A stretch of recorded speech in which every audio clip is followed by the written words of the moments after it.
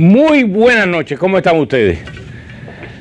Yo, requete bien, encantado de tener al invitado que tenemos hoy.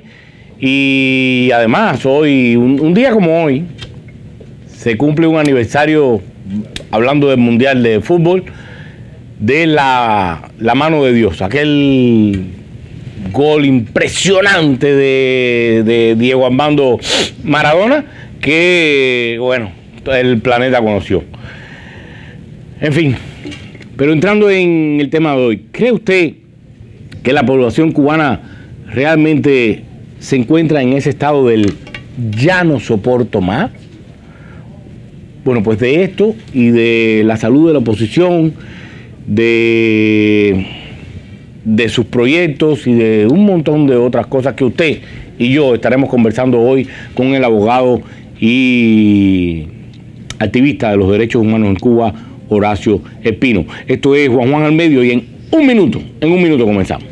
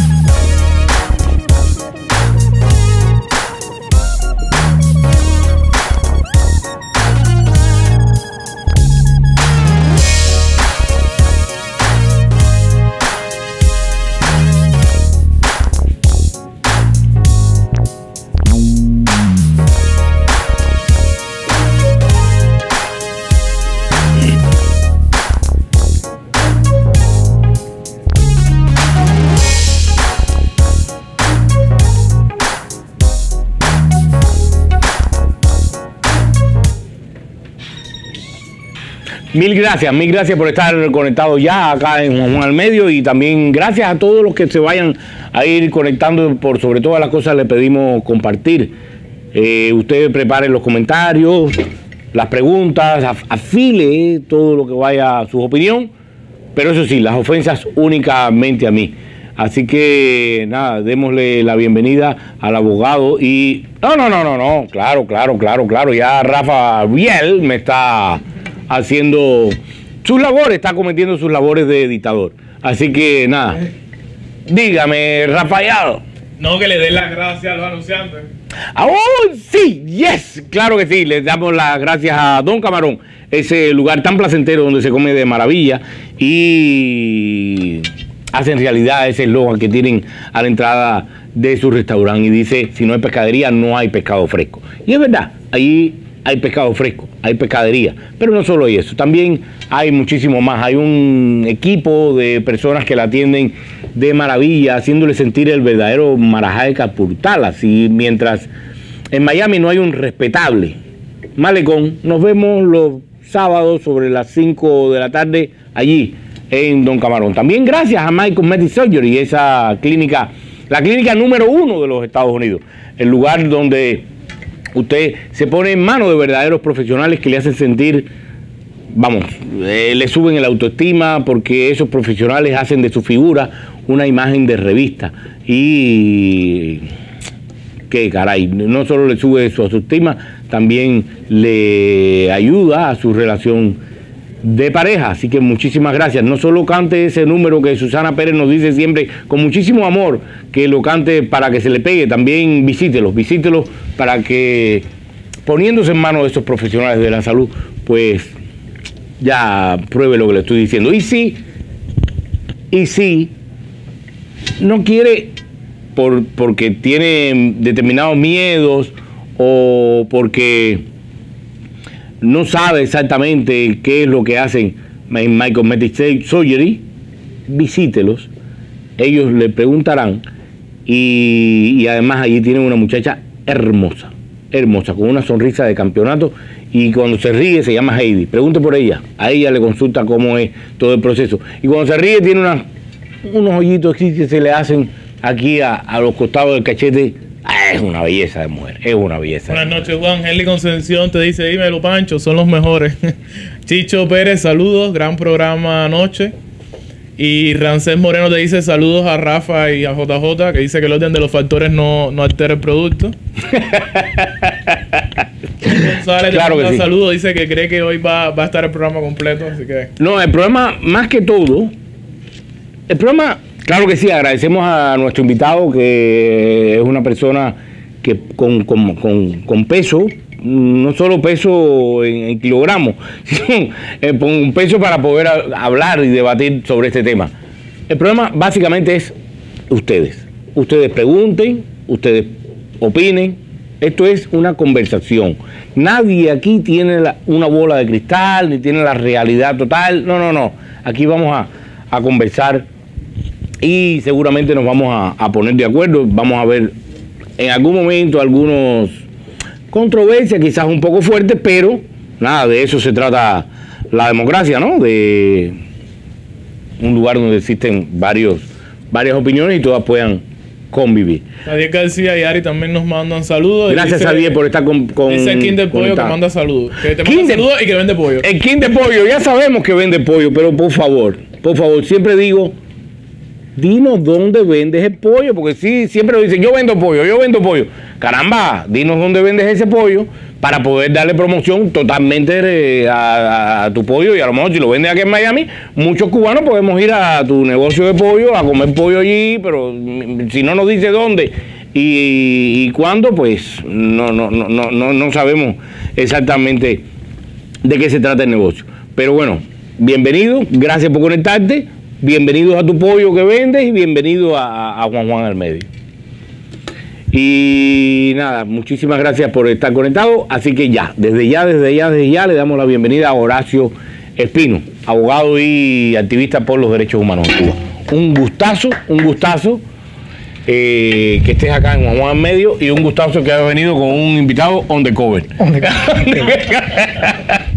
Dice mi esposa que no, que los invitados de peso como que no le gustó. ¿No? Dice mi esposa, oye, ese hombre está diciendo que está con una opinión de peso.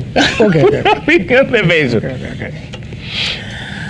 Horacio, bueno, las expectativas son muy grandes de lo que vamos a conversar, porque vamos a estar de alguna manera dando una opinión. Cierto. No queremos decir que es la realidad, ni es una bola de cristal, porque eso no lo tenemos, pero sí vamos a estar opinando sobre cómo ves tú,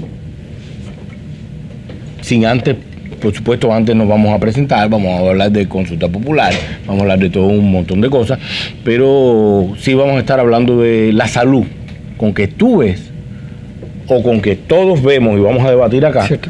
la salud de la oposición en Cuba y de sus proyectos, que son muchos. Vemos muchísimos proyectos y vemos algunos realizables desde mi punto de vista, otros no, porque no tienen una base legal que los soporte, o al menos no tienen una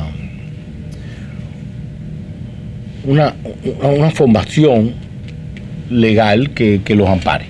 Pero bueno, de eso vamos a estar hablando hoy. ¿No tienes agua? Sí, ya tomé ya. Ya tomaste ya, ¿no? Porque yo sí tomo agua como un camello del desierto. Todo bien. ¿Por dónde empezamos? Bueno, primero, Horacio, cuéntanos un poquito de Consulta Popular y lo que representa para ti y lo que has luchado por ello y lo que separa Consulta Popular de otros proyectos similares en la oposición, o que se parecen. Ok. Consulta Popular Cubana fue un proyecto que lanzamos a finales del 2016 como parte de un proceso de reconocimiento del voto de los exiliados cubanos, o sea, de los inmigrantes cubanos. Consulta Popular Cubana nace con el objetivo de darle el poder al pueblo de Cuba a que participe en unas votaciones libres y democráticas. O sea, una de las cosas que nos llama la atención a nosotros, y es algo que tú comentabas, es que ya llevamos 60 años de dictadura. Y cuando yo digo la palabra dictadura, no quiero ser ofensivo ni agresivo, porque muchas veces se utiliza el término dictadura o dictador en términos peyorativos, pero no es el caso. O sea, podemos decir por qué en Cuba hay una dictadura y por qué en Cuba no hay democracia. Ambas dos cosas se pueden demostrar sin ser ofensivo o peyorativo con aquellas personas que defienden la revolución. Pueden defender la revolución, pero tienen que saber que es resultado de una dictadura. ¿Ok? Entonces, el proyecto nacional, el proyecto de Consulta Popular Cubana nace porque a nosotros nos sorprende. ¿Quiénes son nosotros? Nosotros somos gente un poco más joven, gente que no ha estado, digamos, en la historia del exilio, en la historia histórica de la oposición o el exilio cubano, pero se da cuenta de que hay que darle la palabra y el voto al ciudadano cubano, tanto de adentro como de afuera, porque una de las hipótesis que maneja el proyecto es que el 1.000.000 de cubanos emigrados que se encuentran fuera del territorio nacional son un elemento importante, un catalizador importante para que haya un cambio y una transición en Cuba. Bueno, hasta un punto hay más cantidad de cubanos fuera que la población de La Habana. Cierto, pero ¿qué sucede? O sea, a los cubanos de adentro, a los cubanos que residen en el territorio nacional, es un punto para nosotros importante. Siempre hay que tratarlo sin paternalismo, pero hay que darle el beneficio de la duda y la buena fe. O sea, ¿qué quiere decir el beneficio de la duda? El beneficio de la duda es que los cubanos que residen en el territorio nacional se encuentran todo el tiempo sometidos a un bombardeo de información, a una tergiversación de la información, a una manipulación de la información, sin tener otras fuentes de contraste, sin tener otras fuentes de acceso a la información, que es difícil explicarle el concepto de libertad. Es imposible explicarle el concepto de democracia. ¿Por qué? Porque no pueden tocarlo, no pueden verlo, porque además no pueden salir del país. Pero con el bombardeo de información que existe fuera de Cuba, porque también estamos de alguna manera víctimas de un bombardeo de información de varios lugares, pues tampoco el concepto de libertad y de democracia pues no lo tenemos muy claro. Ok, entonces empezamos por el principio. El principio sería ¿cuáles son los elementos que caracterizan a un sistema democrático? Ok. Perfecto. Empezamos por el principio y demostramos entonces por qué en Cuba no es una democracia. Ok. Sin ser peyorativo ni ser ofensivo. O sea, una democracia se caracteriza por la posibilidad de que existan diferentes corrientes políticas o diferentes partidos políticos que pudieran alternarse en el poder como parte de un ejercicio de unas elecciones periódicas, que pueden ser 4 años, que pueden ser 5 años, que pueden ser 6 años, pero evidentemente una democracia implica alternarse en el poder y alternarse de distintas corrientes o posiciones políticas, porque si hay algo natural en el ser humano es la diversidad. Lo que pretende la revolución, lo que pretende el socialismo, lo que pretende una dictadura es la homogenización. Todo el mundo tiene que pensar igual, todo el mundo tiene, desde que nace y tiene que nacer con nace con una constitución del año 76 o con una constitución del año 92 o con una reforma constitucional del año 2002 que dice que el socialismo... ¿Qué año tú naciste? 71. O sea, naciste en la revolución. Sí, la revolución, yo soy formado por el sistema educativo de la revolución cubana, pero... fuiste pionero de la UJC y todo. Perfecto. La reforma de la constitución del 2002 dice que el socialismo es indestructible, que no se puede reformar el modelo socialista. Y si se intentase reformar, habría derecho entonces a levantarse en armas contra aquel que intente. O sea, ¿por qué razón las nuevas generaciones cubanas no tienen el derecho de escoger, de elegir, de votar la forma y el modo en que quieran vivir? Entonces, en Cuba por eso es que no hay una democracia, porque no hay elecciones políticas, no hay elecciones de cambio de gobierno. El gobierno siempre es el mismo y hay un solo partido que ejerce todo el monopolio y el control de la información. A partir de ahí, entonces, por eso podemos definir perfectamente a Cuba como una dictadura. Si a eso le sumas que no hay libertad de expresión, que hay censura, que no hay libertad para que la gente pueda organizarse, no hay sindicatos libres, a partir de ahí conformas entonces todo un esquema, toda una estructura, todo un entorno social que dice, mire señores, gusten o no les gusten, pueden ser dictaduras de izquierda, pueden ser dictaduras de derecha, pero es dictadura. Como fue la de Pinochet, como fue la de Franco, como fue la de Mussolini, como fue la de Hitler, como ha sucedido tantas veces en la historia, como lo que está sucediendo en Venezuela ahora. Como la de Kim Jong-un. También. Como lo que está sucediendo ahora mismo en Venezuela. Es una dictadura, ¿por qué? Porque eliminan todas las alternativas políticas, eliminan la oposición. Para que haya democracia, tiene que haber oposición. Si no hay oposición, no hay democracia. Sencillo, señor. Y el gobierno cubano, entonces, es especialista en dos cosas. Es una cosa, en el silencio. El gobierno cubano es capaz de sentarse a negociar con el gobierno de los Estados Unidos, con el imperialismo norteamericano, con el enemigo jurado. Pero no con su gente. Pero no es capaz de sentarse con la parte de su pueblo, con la gente de su pueblo, que piensan diferente. ¿Por qué lo hace? Porque si yo me siento a conversar contigo, JJ, te estoy reconociendo, tú existes. Eso es la teoría de la subjetividad. Si el gobierno cubano no reconoce que existe una oposición, que existe una disidencia, que existe gente que piensa distinto y que no son reformistas, porque hay gente de la oposición a la disidencia que piensa que el sistema es reformable, pero hay otra gente que piensa con mucha legitimidad, con mucha formación, con mucho argumento, que el sistema socialista no es reformable. O sea, ¿de qué parte tú piensas? ¿Tú piensas que es reformable o que no puede ser reformable? Yo pienso que el sistema socialista no es reformable. No es reformable. Estructuralmente, desde que nace, es una suma de errores y ¿A qué le llamas reforma? O sea, conceptualicemos, porque China es una de las economías más importantes de este planeta, por no decir la más. sí. ¿Y qué sistema tiene? No, China es un capitalismo de Estado. Ok. Capitalismo de Estado, donde ha habido una inversión norteamericana en su momento. Cuba en los también años es un 70. capitalismo de Estado. Cuba también es un capitalismo de Estado, Pero sin dinero. pero sin dinero. O sea, y es la gran diferencia que hay entre las dictaduras de izquierda y las dictaduras de derecha. Las dictaduras de derecha eliminan los derechos políticos, eliminan las libertades civiles, pero mantienen las libertades No económicas. capitalizan, que es cierto. Pero una dictadura de izquierda es lo peor de lo peor, porque no hay derechos políticos, no hay libertad de expresión, no hay partidos políticos, pero tampoco Ya. hay la iniciativa económica, o sea, la libertad, la iniciativa privada. Igual te estoy poniendo que a mí, ni derecha ni de izquierda, tengo un problema personal con los dictadores. No lo quiero. No, de acuerdo, lo importante no es que sea ni de izquierda ni de derecha, lo importante es que son Exacto, dictadores. exacto. Punto. Básico. Entonces, eso es lo que sucede en Cuba. O sea, no hay opciones políticas, no hay alternativas políticas, el gobierno se opone, el gobierno desconoce, el gobierno no se sienta a dialogar, porque no le interesa. ¿Y por qué no le interesa? Porque hace mucho tiempo que dejó de ser el modelo socialista de los años 60, incluso de los años 70. O sea, ya se ha convertido en una maquinaria de poder que quiere mantener el poder a toda costa y a todo coste, a pesar y aún del sufrimiento de 10 millones de cubanos. Ok. Hasta ahí todos estamos de acuerdo. Hasta ese punto todos estamos de acuerdo. Tienes toda la razón. Quedamos entonces en que es una dictadura.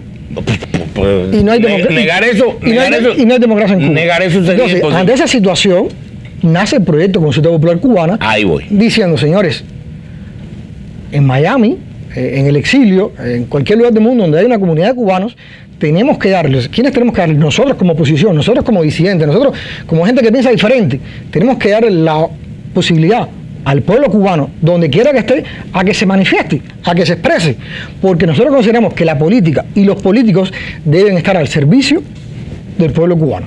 O sea, tú pides. No el pueblo al servicio de la política o al servicio de un dictador, sino todo al revés, la política, los políticos, los responsables públicos, al servicio de lo O que sea, un pueblo si busca necesita. tanto consulta popular, va focalizado a los cubanos extra frontera. No, Consulta Popular Cubana busca por sobre todas las cosas la unidad. Hasta ese punto.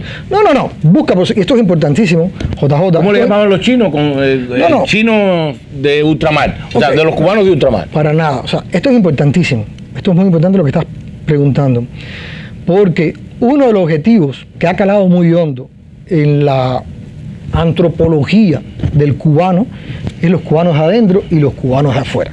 Y los cubanos de afuera están tan maltratados que tú te tienes que acordar que en los años 70 y en los años 80 el ciudadano cubano que emigraba del país perdía la patria potestad de sus hijos. Es verdad, cierto. Y se podía pasar perfectamente 10 años, 15 años sin ver a sus hijos.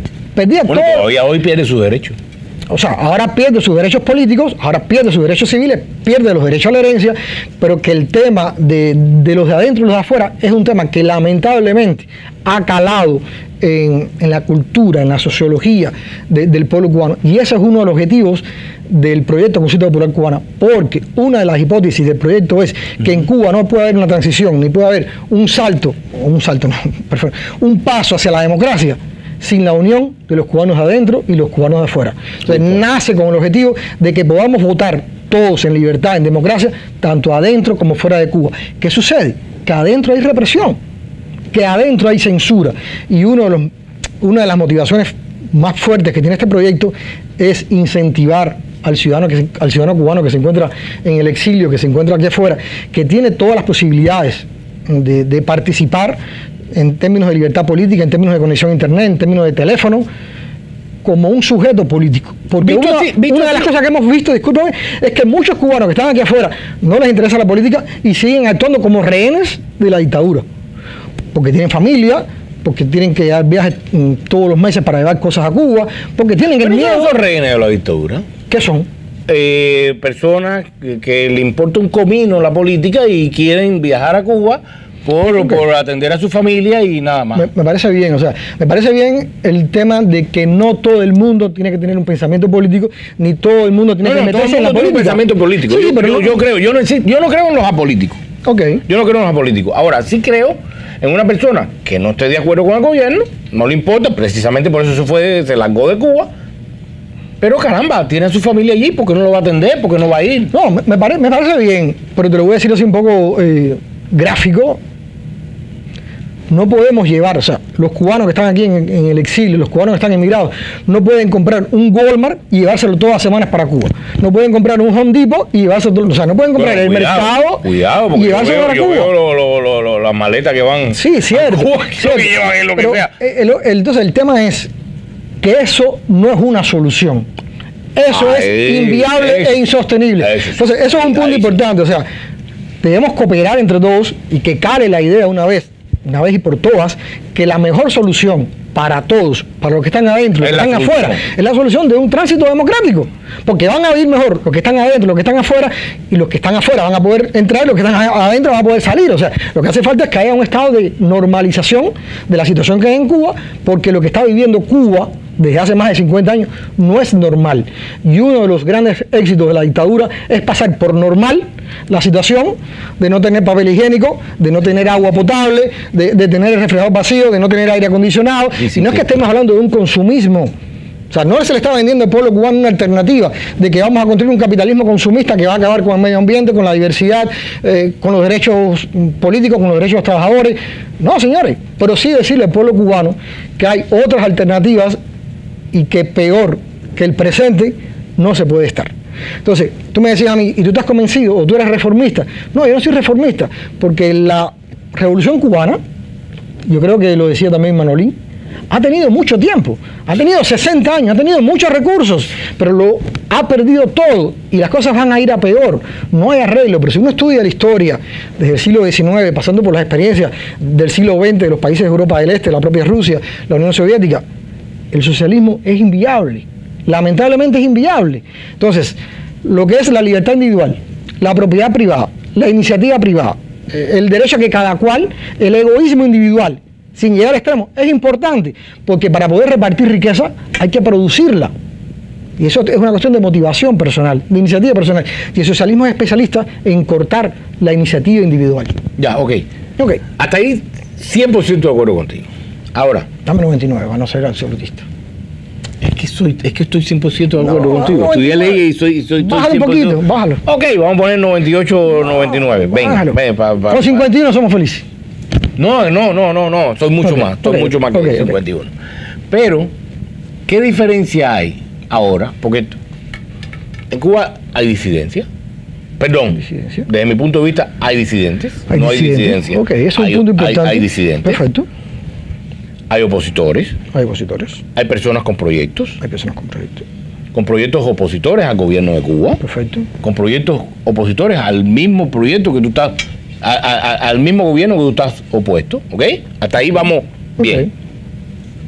¿Qué diferencia hay entre consulta popular y el plebiscito, por ejemplo, que propone Rosa María Payá o a estas elecciones que está proponiendo Eliezer Ávila de una suerte de elecciones fuera de Cuba para lograr una oposición uniforme?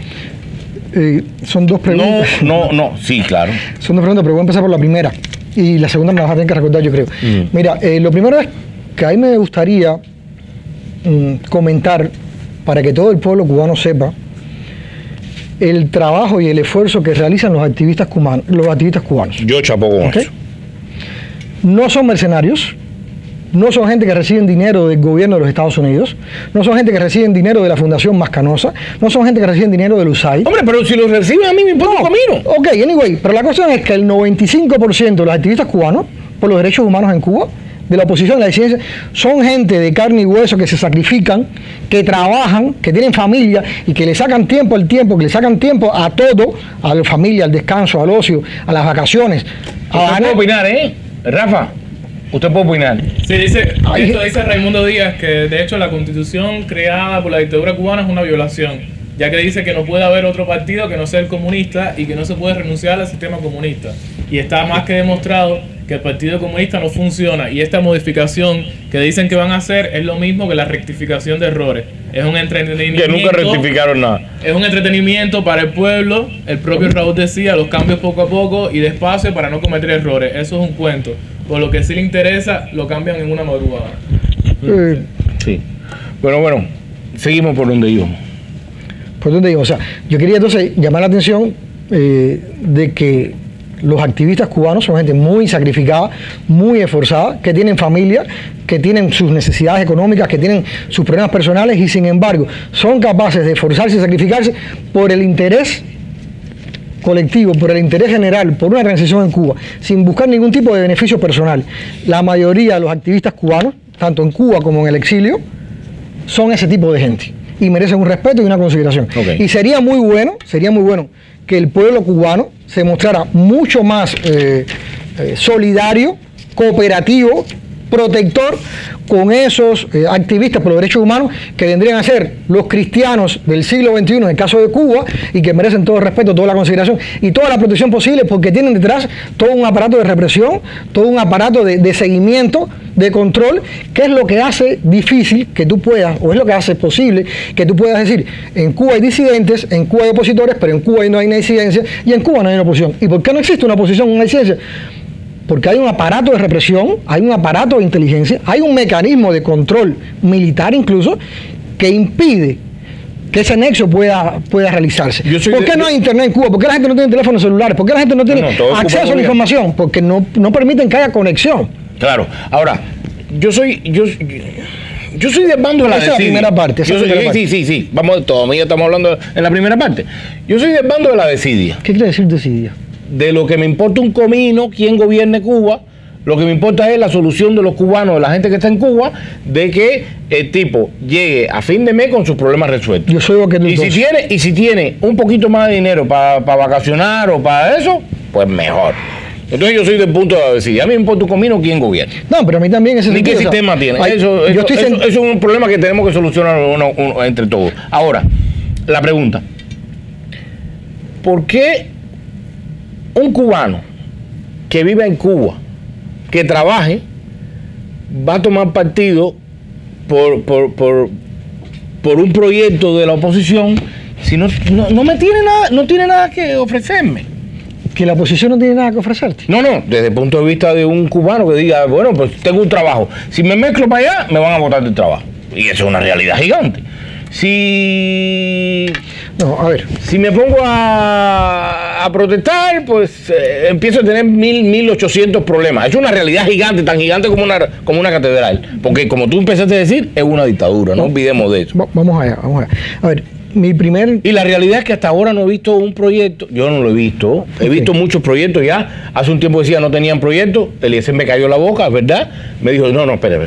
Mostró eso y empecé a ver proyectos, y es verdad que existen proyectos. Ahora, lo que no acabo de ver es un proyecto que capitalice el descontento de 11 millones de cubanos. Los 11 millones de cubanos están descontentos con la porquería que hay allí. Hay una dictadura, no hay libertades civiles, no hay todo lo que ya sabemos. ¿Por qué? ¿Qué hay de seductor en un proyecto opositor? Ok, muy bien. Yo creo que cuando tú empezaste el programa, empezaste con una frase que decía algo como que ¿cuánto más puede aguantar el pueblo cubano, no? Si llegó al ya no aguantó más.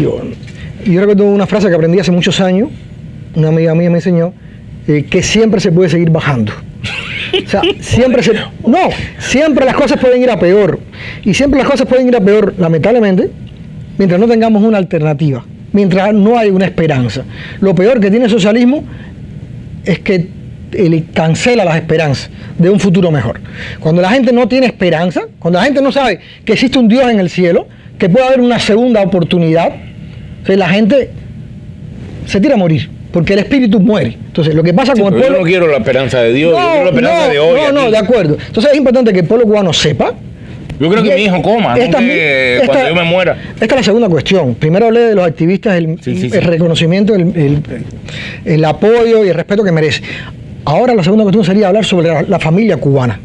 Quien más ha sufrido con todo este caos, con todo este proceso de dictadura que dura casi 60 años, ha sido la familia cubana. 100%. Dentro de la familia cubana, las madres cubanas. Dentro de la familia cubana, los niños en Cuba.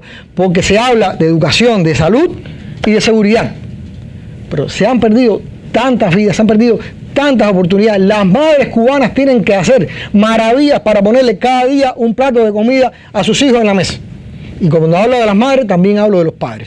Entonces, es importante que el pueblo cubano sepa que el sujeto de cambio, que el sujeto de transición, que el sujeto de transformación son ellos mismos. Son los 11 millones de cubanos, porque la solución en Cuba, y siempre abogamos por una solución pacífica, es la desobediencia civil. Y podemos tener muchos proyectos en la oposición, en la disidencia, tanto fuera como dentro de Cuba, pero que el pueblo cubano sepa que la solución no va a llegar con los marines americanos, ni del gobierno americano, ni del gobierno de ninguna parte del mundo. Va a llegar sí, solo sí, cuando el pueblo cubano, 11 millones que dices tú, se convenza de que puede haber un futuro mejor, que está a su alcance, que está en sus manos, y solamente ellos, solamente nosotros, y estamos incluyendo a todos los cubanos, somos los que seremos capaces de producir ese cambio. Efectivamente, el cambio no viene como una ola, el cambio tiene que ser orientado y dirigido, y para eso se le exige a los principales representantes de la oposición y la disidencia cubana inteligencia, respeto, consideración, guía, ejemplaridad, para que el pueblo cubano sepa que hay una alternativa posible, porque de lo contrario el descontento va a ir a más y no puede ser catalizado. Por ejemplo, yo puedo ser buen abogado, ser bueno en leyes, pero no soy bueno motivando, porque yo solamente tengo la palabra, pero si ponemos aquí a un artista, alguien que cante, alguien que sea capaz de motivar a la gente, es importante. Y las cosas van a suceder cuando van a suceder, pero hay que estar preparado para el cambio y que la gente sepa que hay una transición posible y que hay un futuro mejor. Por ejemplo, el proyecto de consulta popular cubana.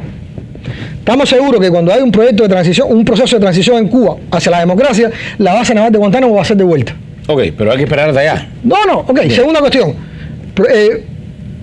Cuando hay un proceso de transición en Cuba, los cubanos que fueron confiscados, que fueron nacionalizados, va a haber un proceso de compensación. La gente que ejerce la propiedad privada o el negocio privado... ¿Es tan importante devolver la base naval de Guantánamo? Es un elemento más. Es un elemento más en un proceso de transición. Tantas cosas positivas pueden haber y eso es un elemento más que también va a suceder en Cuba. Okay. El tema de la iniciativa económica, el tema de la propiedad privada, el tema de la seguridad jurídica, el tema de los viajes. Si tú lees las leyes cubanas siempre tienen un artículo, que es el artículo de la discrecionalidad. El artículo de la discrecionalidad es que en Cuba no es un Estado de Derecho, porque Cuba es una dictadura legal. Entonces, una dictadura legal es que en Cuba se cumplen las leyes, pero son las leyes que lo único que hacen es reproducir las condiciones de existencia del propio sistema de la dictadura. Entonces, en Cuba... Bueno, el derecho lo dice claramente, Sabacurna Plavi Pavidieni, es que me lo aprendí textual en ruso. ¿Me estás hablando en latín? No. ¿En latín? No, es que yo estudié en Rusia. Conjunto de normas y conductas que defienden intereses y voluntades de la clase dominante. Okay. El punto es quién es la clase dominante. Nos estamos yendo un poquito del tema, pero evidentemente, evidentemente la dictadura nace con un elemento filosófico. Y la dictadura considera que hay unidad de poder. O sea, a partir del criterio de unidad de poder, no hay separación de poderes, no hay tripartición de poderes clásicas de la democracia, no hay un poder ejecutivo, no hay un poder legislativo, no hay un poder judicial, el poder del Partido Comunista o del gobierno cubano es omnímodo, lo puede hacer todo, entonces a partir de ahí no hay garantías ninguna. Nosotros hemos presentado una reforma de la ley electoral ante la Asamblea Nacional. Respuesta, silencio. Otro grupo de abogados que también estaba trabajando el mismo tema, y el tema que estamos trabajando es... ¿Fuera o dentro? Fuera y dentro. Fuera y dentro. Presentó entonces una demanda ante el Tribunal Supremo. Señores, hay que reformar la ley electoral cubana, porque la ley electoral cubana restringe los derechos de voto a los residentes en el territorio nacional. Pero hay 1 millón de cubanos que son ciudadanos cubanos porque tienen un pasaporte cubano y le exigimos que para entrar a Cuba entren con pasaporte cubano, que tienen vetado de manera absoluta y desproporcionada participar en cualquier proceso electoral en Cuba, y son cubanos y nacieron en Cuba. Ese otro equipo de trabajo presentó esa demanda ante el Tribunal Supremo. Pero tú tanto como yo sabemos que sí es cierto que las leyes hay que respetar, las leyes están ahí, pero las leyes no son inamovibles, las leyes se pueden cambiar. A lo que voy. No son letras muertas. De acuerdo, a lo que voy. Respuesta del Tribunal Supremo, silencio. O sea, la dictadura es especialista en silencio. ¿Por qué? ¿Y por qué no responde? Porque vemos de nuevo la teoría de la subjetividad. Si te responde, te reconoce. Ahora me estoy acordando Así que en el año 1898, 1899, Calixto García, Máximo Gómez, el fin de la guerra de independencia, queríamos pedir un empréstito al gobierno de los Estados Unidos para pagarle a los mambises. Y el objetivo de Calixto García, Máximo Gómez no quería que la nueva república naciera endeudada con los Estados Unidos. Sin embargo, Calixto García quería el empréstito o el préstamo. Y lo quería porque una vez que se hiciera, el gobierno de los Estados Unidos estaba reconociendo al gobierno de la república en armas. Entonces el reconocimiento de que todo existe es importante. Entonces la Asamblea Nacional no le respondió a nosotros. El Tribunal Supremo no le responde al otro equipo de abogados, porque quiere desconocer que existe una dictadura y que existe una disidencia y que existe una alternativa. El tema se complica. Vamos a la Comisión Interamericana de Derechos Humanos. Los dos equipos de trabajo y la Comisión Interamericana de Derechos Humanos nos dice: no han agotado los recursos del ordenamiento jurídico interno. Entonces, obvio. Los cubanos, la oposición, la disidencia, se encuentran en un estado de indefensión, tanto dentro de Cuba como cuando vamos a los foros y los organismos internacionales. Sí, cuando yo empecé a hacer cartas dentro de Cuba y tal, usando las leyes, una de esas llegó a Insulza cuando aquello era director general de la OEA, y su respuesta fue tal cual: Cuba no pertenece a la OEA, por ende nosotros no nos recuerdo. Ok, perfecto. Cuba no pertenece a la OEA, no tiene acceso a la Corte Interamericana de Derechos Humanos, pero la Comisión Interamericana de Derechos Humanos sí ha ratificado en muchas resoluciones que es competente para conocer las violaciones de los derechos humanos del pueblo cubano. O sea, la Comisión Interamericana sí es competente. Y toco el tema: Cuba es una dictadura legal. ¿Qué quiere decir que Cuba es una dictadura legal? Que efectivamente se cumplen las leyes que están hechas a imagen y semejanza de un gobierno, de un modelo que se quiere establecer y que se quiere perpetuar en el poder. Y entonces, como tú me decías ahorita, no soy reformista y además en Cuba no es posible ejercer una oposición legal. Y en Cuba no es posible ejercer una oposición leal. Y como estoy diciendo oposición leal, me estoy refiriendo a un equipo de gente que está en Cuba que practica un punto de oposición leal que no son más que reformistas. Okay. Pedro Campos, por ejemplo. No voy a decir Pedro Campos porque lo respeto. No.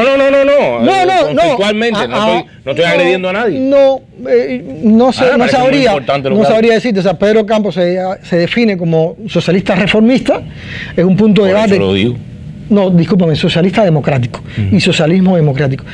Es un punto de controversia, pero que nosotros ahora mismo, porque ahorita me hablaste de Eliezer Ávila, me hablaste de... Sí, vamos a ver Cuba, ahí. De Cuba Decide. Nosotros consideramos que lo más importante en este punto es centrar esfuerzos, energía, tiempo, inteligencia, voluntad, emoción en un proceso de transición en Cuba, en una salida de la dictadura. Después tendremos tiempo de poder evacuar, resolver nuestras diferencias, o no, pero primero salir de un marco de un gobierno dictatorial. Entonces, Pedro Campos puede ser que sea socialista democrático o puede ser que sea socialdemócrata, que es una diferencia. Hay muchas tendencias, hay muchos colores, porque la vida política es muy diversa y tenemos que acostumbrarnos a eso. Y lo que sucede también en Cuba con el tema de la emoción y con el tema de mover a 11 millones de cubanos es que están esperando un caudillo. Pueblo cubano, es posible que el caudillo nunca aparezca. Esto es como el cuento de Fuentevejuna. ¿Quién mató al gobernador? Fuentevejuna, señor. ¿Y quién es Fuentevejuna? Todos a uno, señores. Entonces eso es importantísimo, porque no va a venir una varita mágica, no van a llegar los marines, no va a venir el dedo de Dios o la mano de Dios de Maradona. La respuesta la tenemos todos y tenemos que convencernos, y van a tener tanto los de adentro como los de afuera, porque esto es importante desde el punto de vista ético y desde el punto de vista de respeto. Estoy aquí sentado contigo en la ciudad de Miami y sería incapaz de pedirle a un cubano de adentro que se lance a las balas, o que se lance a que le den palo, o que se lance a que le den golpe, o que se lance para que lo metan preso a un calabozo.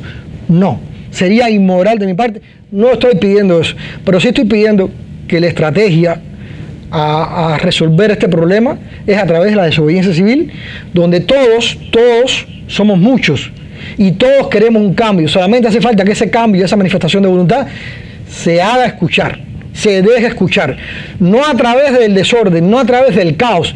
Necesitamos organización. Rafa, ¿puedes interrumpir? Sí, mira, hay un comentario de Raimundo que está interesante. Dice, pero quieren más violación que la que hicieron con el proyecto Varela, que presentó para allá. Cambiaron la constitución en 3 días y por derecho tocaba aceptar el mismo proyecto. Eso es importante y nos lleva incluso a este tránsito, a esta nueva constitución que se está gestando, y es importante lo que estoy diciendo, en Cuba el sistema es irreformable. Chicho Pérez estaba diciendo que respeten su opinión, voy a ver qué opinión tiene. No, el problema es que hay un debate ahí entre las personas y entonces bueno, si quiere decir lo que dice Chicho Pérez y le damos la opinión aquí también. O sea. Sí, porque lo único que leí fue... Dice Chicho, las dictaduras se sacan en la calle o con intervención extranjera, con el terror creado por los Castros, el pueblo tiene miedo y nadie quiere poner el muerto. Hay que intervenir militarmente, no hay otra. 100% de acuerdo, 99% de acuerdo con Aquí Chicho. tenemos a un undercover. Coge el micrófono, ve para allá. Yo quiero que Horacio siga haciendo énfasis en definir consulta popular cubana, definir esa lógica al cual está atrapado el pueblo cubano, que tiene al exilio, al cubano que está, bueno, que estamos disfrutando de este mundo libre, la posibilidad que tenemos en este mundo libre de nosotros de poder ejercitar nuestra democracia. Eso es importante. Yo creo que Horacio puede definir eso y bueno, es lo que quiero decir por ahora. Dice Juan Salomón, cuentos de camino, todo es cuento. Se sabe que se mueva en Cuba, lo desaparecen de... Eso es verdad. Eso es verdad, y es verdad lo que dice Chicho, casi todo hasta el final, lo de la intervención militar extranjera. Eso dice que mataron a Payá y nada pasó, dice Chicho. O sea. Es muy posible que eso también sea verdad, y es muy posible pues dejar un resquicio, pero evidentemente es cierto. Pero esto es importante, señores. Yo estudié en su momento la teoría de la cooperación. Y alguna vez escuché, creo que se me olvidó cómo se llama el político este cubano, se me olvidó. El tema de la Stasi en Alemania, que creo que la norma era tener un oficial de inteligencia por cada 50 ciudadanos o por cada 25 ciudadanos, porque la lógica era que un perro era capaz de controlar a 25 cabras, ¿ok? Ok, anyway, la cuestión es que si somos mayoría, que si somos multitud, que si la gente se manifiesta, las fuerzas y los recursos del sistema serían insuficientes. No podrían controlar a un pueblo que de manera pacífica decide salir a la calle, sentarse en el malecón, sentarse en el Prado, sentarse en la acera, y no estarían violando ninguna ley, y no estarían cometiendo ningún tipo de delito, y sería legítimo y sería correcto. Y habría que poner a pensar al mundo entero, porque una de las razones por la cual una dictadura dura 60 años también ha sido por una complicidad tácita de muchos países y de mucha gente en el mundo entero. Y entonces, lo que no quiero perder la idea, el pueblo cubano tiene la solución en sus manos, y es verdad que desaparecen a Payá, pero porque era uno. Es verdad que desaparecen a Laura, porque era uno. Pero si el pueblo se manifiesta en cientos, miles, y acercamos a millones de cubanos, entonces no pueden desaparecer a 1 millón de cubanos. Y efectivamente hay una dictadura, pero si la gente manifiesta su descontento de una manera pacífica, de una manera organizada, repito la palabra. ¿Pero quién lo va a organizar? Hablaste de la palabra clave, organizada. Ok. La palabra organizada. Porque la espontaneidad en esto no existe. Espontaneidad aunque es complicado. 11 millones de contentos, la espontaneidad no existe. No hay nadie más disidente, más opositor, creo yo, sí, que un ama de casa cuando no tiene un pinche taza de café con leche para darle a su hijo antes de ir a la escuela. Vamos a empezar por un punto, porque al final hay que buscar un punto. Obvio. Señores, un punto inicial, sería interesante. Hoy estuve conversando, ¿puedo decir nombre? Sí, lo que quieras. Con Guillermo Toledo, Encuentro Nacional Cubano, que radica en Puerto Rico. Porque estoy hablando aquí a título personal, pero también a título de un equipo de trabajo y gente que también me han dado su opinión, su criterio, y es lo que le estoy transmitiendo al resto de los televidentes, ¿no? Y oyentes. Cibernautas. Gracias. Ahora, gracias. ¿Cuándo hablaré un momentico? Sí, claro. Dice Fred González, ok, de acuerdo. Pero ¿quién gobierna después de esto? Que menciona, yo soy de la opinión que la oposición cubana no tiene opción de gobernar porque no veo a nadie que sepa gobernar. A punto, o sea, volvemos a caer lo mismo en el caudillismo y en la necesidad de que haya alguien que necesite gobernar. Vamos a ir a esa respuesta, pero primero quiero ir a Guillermo Toledo de Puerto Rico, Encuentro Nacional Cubano. Señores, un momento que puede ser catalizador de todo un proceso de cambio y transformación política en Cuba es votando no a este nuevo proceso constituyente. Cuando salga consulta popular. Cuando salga consulta popular no. Cuando salga el referéndum. Cuando por fin salga el referéndum, sí, no es que no quiero confundirlo con...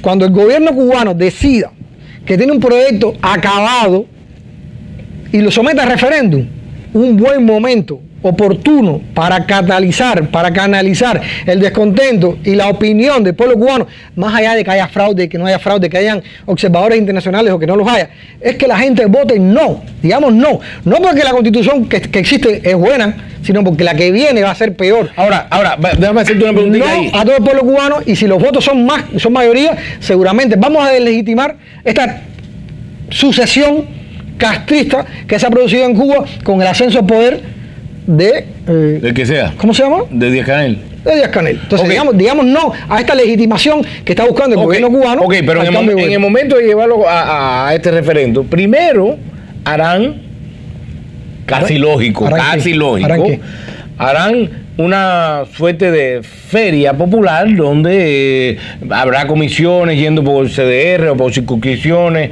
averiguando la opinión de la gente y no sé qué. ¿Opinas que la gente debe ir a opinar, a dar su opinión o no ir? Simplemente no ir, decir no. Señores, decide. Yo le soy sincero, le soy sincero de mi opinión personal. Ahora estoy hablando de mi opinión personal. El sistema es irreformable. El sistema no admite cambio, el sistema no admite mejoras. Pero si no lo decimos en su momento. ¿Eh? No, sigue. O sea, entonces no perdamos más tiempo. El sistema hay que transformarlo desde sus raíces, desde su base. Hay que buscar un sistema democrático en Cuba. Y para eso, un primer punto es no participar en ese intercambio de opiniones, porque nosotros sabemos que lo que hace la inteligencia... Pero no es mejor ir y decir, mire, ¿sabe qué? Yo quiero esto y esto. Ya después, si lo dicen, si lo tramitan, si no recepcionan mi opinión... Ese es el cuento de nunca acabar, porque ese es el cuento de 60 años de dictadura. Ese es el cuento de 60 años. Se hacen todo tipo de reuniones. Comité de base, comité de partido, CDR, esto que escuchan, porque la revolución cubana o la dictadura cubana es especialista en canalizar el descontento, hacer la catarsis. Porque esto es importante, señores. Hay una diferencia grande entre palabra y acción. Ellos dejan que tú hables, pero nunca dejan que tú pases a la acción. Entonces, no se desgasten. La solución es decir no en el momento de votación. Asunto resuelto. Entonces, a partir de ahí se puede generar un movimiento que no va a ser espontáneo, pero que evidentemente las organizaciones disidentes, las organizaciones opositoras, los activistas por los derechos humanos en Cuba van a hacer campaña, digo yo, una parte, no voy a hablar por todos, pero una parte importante va a hacer campaña por el no. ¿Por qué? ¿Y por qué no por la abstención? Porque ese día te sentiste mal, porque ese día estabas indispuesto, porque tenías dudas, pero un no es mucho más rotundo, es mucho más convincente, es un mensaje mucho más claro, tanto para el gobierno cubano como para la opinión pública internacional, pero lo más importante, para el propio pueblo cubano. Porque una de las cosas importantes del proyecto de consulta popular cubana es que el propio pueblo cubano se autorreconozca a sí mismo y supere el miedo, porque tenemos miedo. ¿Eso no es lo mismo que Cuba decide, en principio? Ok, si quieres, entramos en Cuba, decide ya. Ok, vamos ya. Vamos ya. Pero la cuestión es que la desobediencia civil es importante, vías pacíficas, y la votación por el no en el referéndum, porque no va a ser solución a ningún problema del pueblo cubano. Ok. Llevamos 60 años de dictadura, un proceso revolucionario que empezó siendo lo que fue y luego se fue transformando hasta convertirse en lo que es hoy en día.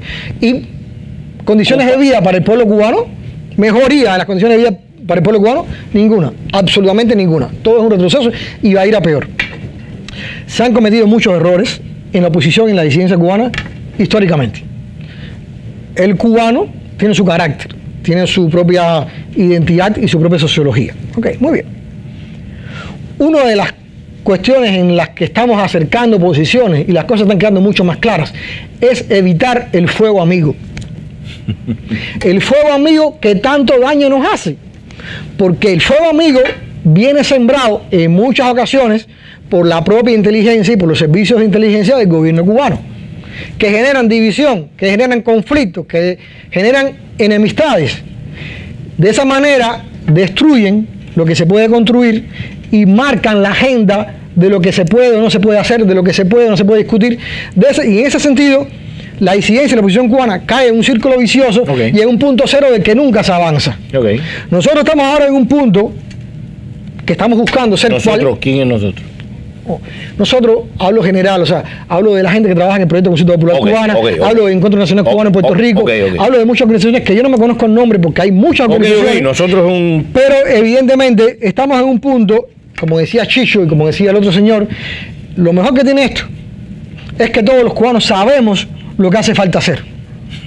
Lo mejor que tiene esto, yo creo que hay una frase que dice que lo que no se habla es porque todo el mundo lo sabe. Sí. Algo así. Lo que se dice no se pregunta. Lo que se sabe no se pregunta. O sea, lo mejor que tiene esto, lo que se sabe no se pregunta. pero lo mejor que tiene esto es que todo el mundo sabe lo que está pasando, porque hemos vivido todos en Cuba. Todos sabemos que en Cuba hay una doble moral, hay una hipocresía y que la gente lo que hace es sobrevivir.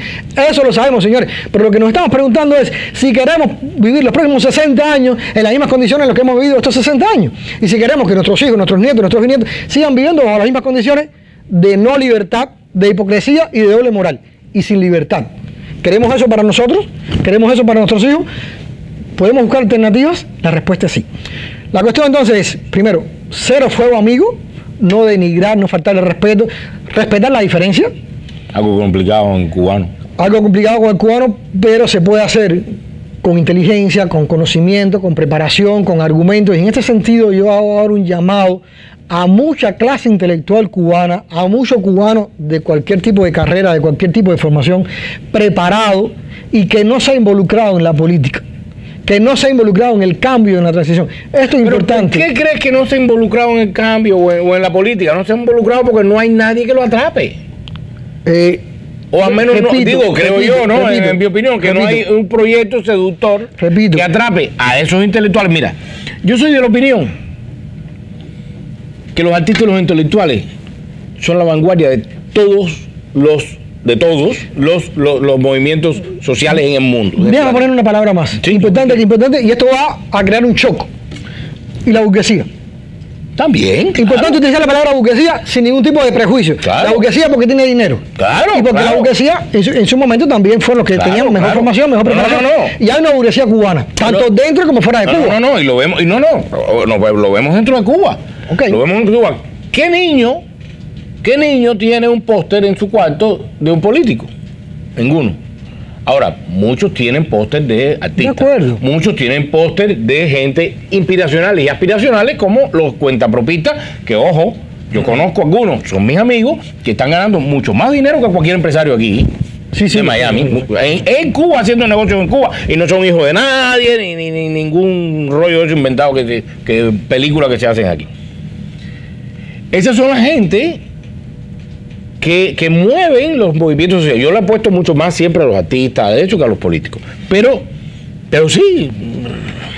No, lo que quiero decirte, y lo decía ahorita alguien, o sea, evidentemente, ahora mismo no es tan importante quién va a gobernar después. No, eso viene después. Lo importante es primero lograr un proceso de, como digo yo, de lo cuantitativo a lo cualitativo, y ya es hora ya entonces de que nos dotemos, estas son palabras un poquito más complicadas pero son importantes, que la oposición, la disidencia se dote de órganos de representación, como puede ser un parlamento cubano, voy a utilizar la palabra, un parlamento democrático cubano, que puede radicar en el exilio. Eso es lo que propone Eliezer.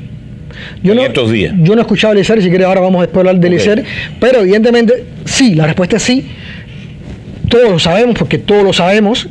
Me parece bien por Eliezer, más allá de cualquier opinión personal que pueda tener yo, pero me parece bien porque todos sabemos que lo que necesita la oposición y la disidencia cubana, y lo que necesita el pueblo cubano para un cambio y una transición, es tener alternativas, tener órganos de representación para poder tener una cara frente al pueblo cubano y frente al resto del mundo. Entonces, en ese sentido, frente al exilio cubano, frente al pueblo cubano que vive fuera de Cuba. No, ya dentro de Cuba es imposible. Yo no lo veo llegable. No, el pueblo cubano que está dentro de Cuba, y sí tiene que ser llegable porque toda la semana, todos los días van para allá miles de cubanos, esos miles de cubanos que están en el exilio, que llevan celulares, que llevan comida, que llevan ropa, que mandan dinero, son también agentes de cambio y de transformación en Cuba. Y el pueblo cubano, que son 10 millones, que es la mayoría que está dentro de Cuba, tiene que saber que hay alternativas, que no va a haber un rostro, que es posible que hayan 10, 15, 20 rostros, y que esos 10, 15, 20 rostros representan a otros miles de cubanos que también. Si yo estoy dentro de Cuba, yo sí, me viene mi familia de afuera y me dice, oye, ¿qué dice Eliezer allá? Y dice, ay, por favor, Eliezer está allá, yo estoy aquí, comiéndome el cable, a mí qué me importa lo que diga Eliezer. Digo, poniéndome yo los zapatos de la gente que está en Cuba. Ahora quítatelo. No, yo quisiera. No, quítate los zapatos. Quítate los zapatos. ¿Por qué, pueblo de Cuba? Porque si no te pones los zapatos, o sea, si no te quitas esos zapatos de que yo me estoy comiendo aquí un cable y de que aquí no se puede hacer nada porque los otros están allá afuera, van a pasar 60 años más comiéndote un cable. O sea, tú no ves el cambio desde dentro de la institución. Ese es otro punto, desde el punto de vista filosófico y teórico importante. He visto algún artículo de Pedro Campos y he visto algún artículo de gente de democracia participativa, que son demócratas cristianos o socialdemócratas, que manejan ese punto de sembrar la duda o de gestionar el tema de los disidentes. No voy a entrar ahora en el detalle de la diferencia que hay entre disidente y opositor, pero yo creo que el cambio tiene que venir tanto de los disidentes como de los opositores. Y esto es importante lo que voy a decir, señores. En Cuba no va a haber ajustes de cuentas. En Cuba tenemos que hacer un proceso de transformación, de democratización con todos los cubanos, incluso con los colaboradores del régimen, incluso con la gente que ha denunciado, incluso con la gente que ha servido. Y sin lugar a dudas que tiene que haber una justicia transicional. Y sin lugar a dudas que tiene que haber una justicia para aquella gente que han cometido crímenes y torturas. Sin lugar a dudas que sí. Pero esto es importante. Hacer un llamado. No pasó en ningún lugar que de Europa del Este. ¿No pasó qué? No hubo pase de cuenta. No hubo nada de eso. Entonces, ¿por qué la va a haber en Cuba? No hubo esos excesos. No, pero es importante que el pueblo cubano tenga tranquilidad. ¿Por qué? Porque están siendo bombardeados con un proceso de manipulación de la información que es meterle miedo al cubano. Entonces el cubano no quiere moverse, incluso ni el disidente, ese que está dentro de las estructuras del gobierno del partido. Pero no lo vemos solo en el pueblo cubano, lo vemos en las redes sociales.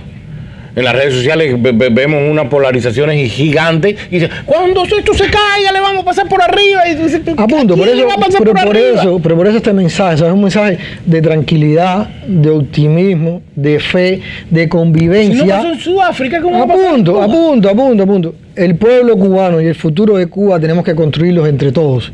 Tengo un amigo que dice, a los cubanos, a esos que son del Partido Comunista, a esos que son líderes empresariales, a esos que están en el aparato institucional, lo único que hay que hacer es cambiar el chip, cambiar las reglas de juego y todo va a seguir igual. O sea, nosotros no consideramos que hace falta 10 millones de opositores, ni 5 millones de opositores, ni 5 millones de disidentes. Hace falta efectivamente una estructura organizativa, gente pensante, gente que canalice, que emocione, que gestione el cambio y la transformación, y hace falta apoyo popular. Sin el apoyo popular no es posible un cambio y transformación en ningún país. Y evidentemente el cubano que está adentro tiene que decir, yo quiero también cambiar este país porque este es mi país y esta es mi responsabilidad individual. Y esto es importante. No hay ningún proyecto opositor, disidente, no hay ninguna organización, no hay ningún partido político que venga a sustituir la responsabilidad individual que le asiste a cada cubano con el cambio y con la transformación. Y eso es importante. Y es importante ¿por qué? Porque el cubano ha aprendido a ser irresponsable. Porque el gobierno cubano te hace ser irresponsable desde que naces. Porque el gobierno cubano practica un tipo de paternalismo, un tipo de clientelismo, a partir del cual el cubano no es capaz de buscar sus recursos por sí mismo, porque cualquier cosa que hace es ilegal. Pero un cambio y una transformación en Cuba exige y requiere la responsabilidad individual, tanto para el proceso de transformación, de transición, como para un futuro democrático cubano. Sadiel te aclara que el ICEN no pide un parlamento, pide un presidente. O sea, que es diferente. Peor todavía. Yo no sé.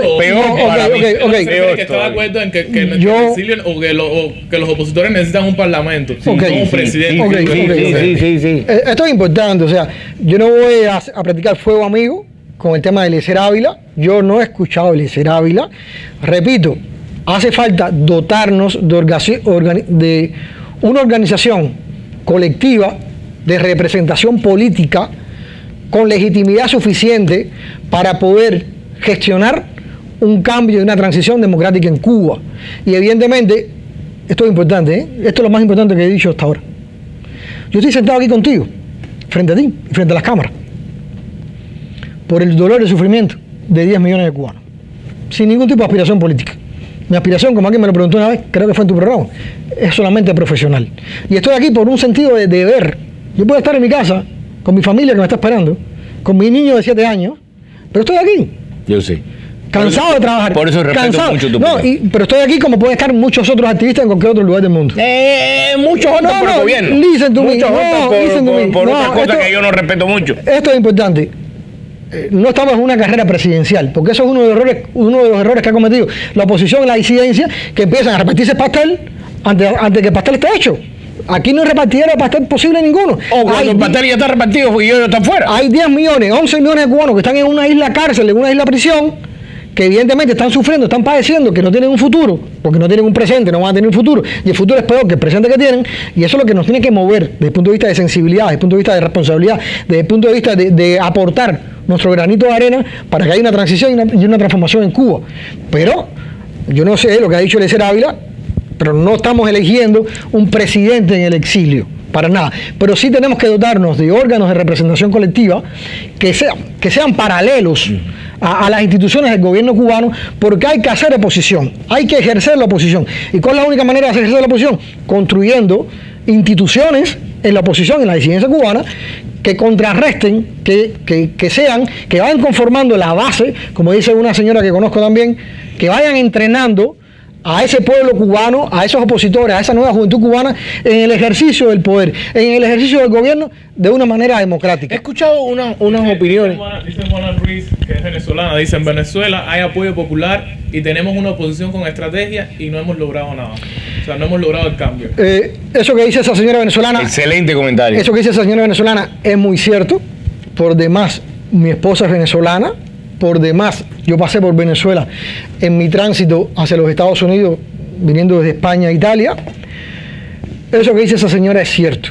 Y es cierto, y esto es un mensaje para el pueblo cubano, pero sobre todo para la opinión pública internacional, que los pueblos que están bajo una opresión de dictaduras de izquierdas requieren el apoyo de la comunidad internacional.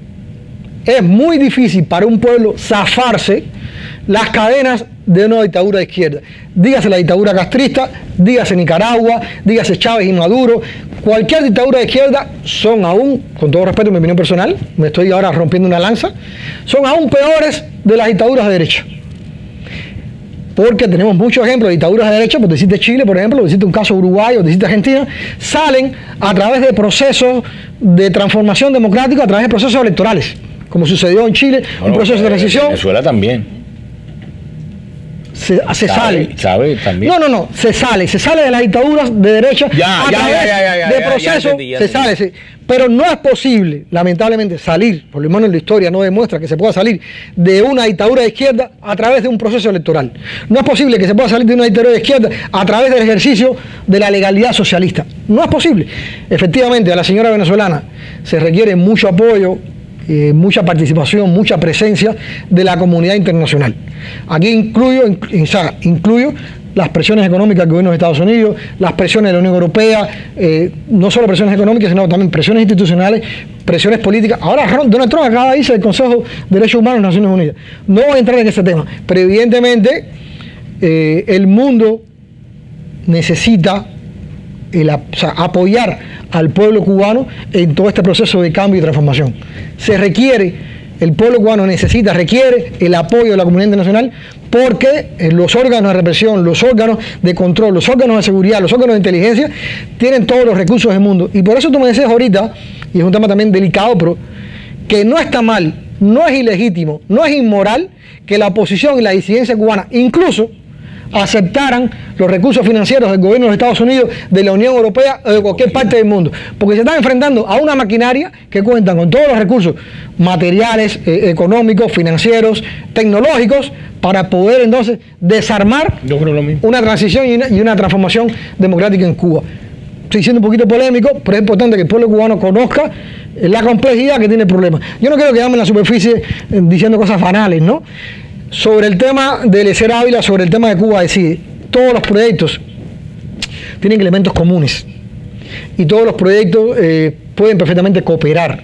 Y desde Consulta Popular Cubana lo que pretendemos, y aquí está un amigo mío en off, pero que está aquí sentado, de Consulta Popular Cubana. Oye, eso de off no me gustó, ¿eh? A mí tampoco me gustó opinión con peso o invitado de peso. O sea, todavía lo tengo aquí.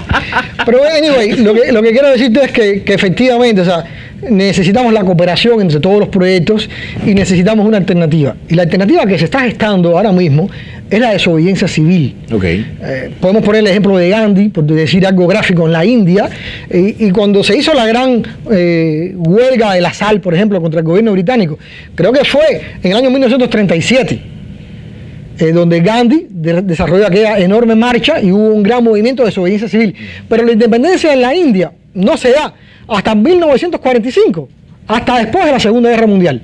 O sea, tuvo que haber un cataclismo militar para que se crearan las condiciones, digamos, objetivas para que la India pudiera nacer como república independiente fuera del Reino Unido. Pero cuando se dieron las condiciones materiales y objetivas, ya la subjetividad estaba construida, estaba fabricada, estaba hecha, porque Gandhi y los miembros del movimiento de Gandhi habían desarrollado todo un proceso de formación, de educación, de desobediencia civil que catalizó y facilitó el cambio hacia la independencia de la India. Estoy poniendo un ejemplo solamente para que el pueblo cubano conozca que sea alternativas, que sea posibilidades y que hay que prepararse para cuando se dé el momento y las condiciones oportunas, que ese cambio, y sin lugar a dudas, esas condiciones no se van a dar así de fácil, porque lo que yo le estoy diciendo a ustedes lo sabe perfectamente el gobierno cubano. O sea, esto es una batalla la que se está jugando con las mismas armas, y donde el gobierno cubano tiene ventaja, porque está todo estudiado en la historia. Todo esto que está pasando en el pueblo cubano ya ha pasado en otros muchos escenarios y se conoce, se conoce cuáles son las reglas de juego, y el gobierno cubano está dispuesto a hacer lo que tenga que hacer, como está pasando lamentablemente con Venezuela, porque el pueblo cubano lamentablemente no sabe que el pueblo venezolano está siendo mancillado, maltratado, torturado, asesinado, vejado por una dictadura. No lo sabe, porque yo estuve en Cuba, no lo sabe. Entonces es complicado romper, por eso siempre digo que cuando hablemos con cubanos que están adentro, transmitir estas ideas de libertad, de democracia, de transición, de alternativa, hay que hacerlo con mucho tacto, con mucha sensibilidad, con mucho cariño, con mucho respeto, porque no tienen acceso a la información y no han vivido otros escenarios. Tú sabes que yo, aunque no comparta mucho los proyectos de algunos grupos disidentes y opositores, yo soy un hombre que los apoyo a todos. Los apoyo a todos, porque creo en la unión y creo en la convivencia y creo y todo eso. Pero cuando Sam Nujoma tomó posesión en Namibia, en el año 91 creo que fue, me invitó allí, estuve allí y conocí a Mandela.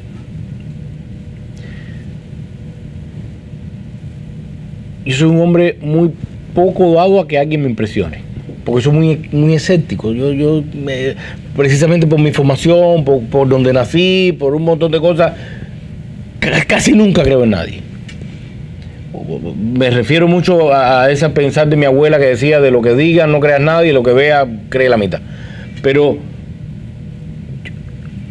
ese tipo, Mandela, tenía una mirada sincera. La mirada más sincera que he visto en el planeta. En mi opinión, no sé si otras personas lo vieron igual. Evidentemente muchos sudafricanos sí la vieron así. Era un tipo transparente, era un tipo con una mirada y una mano suave, un tipo que había estado preso, un tipo, para mí es uno de los hombres más grandes de la historia. Yo no he visto esa mirada en ninguna de las personas de la oposición en Cuba. No he visto una mirada sincera. No estoy diciendo que no sean o no sean sinceros, yo no lo sé. Yo no lo sé. Yo le pongo el beneficio de la duda a todo el mundo. Pero yo todavía no he visto un Mandela cubano. A ver, ¿qué puedo decirte? O sea, mi esposa adora a Nelson Mandela. Se conoce la biografía de Nelson Mandela, se ha leído. Yo lo conocí y te digo, a mí me impresionó. O sea, Fidel Castro nunca me impresionó.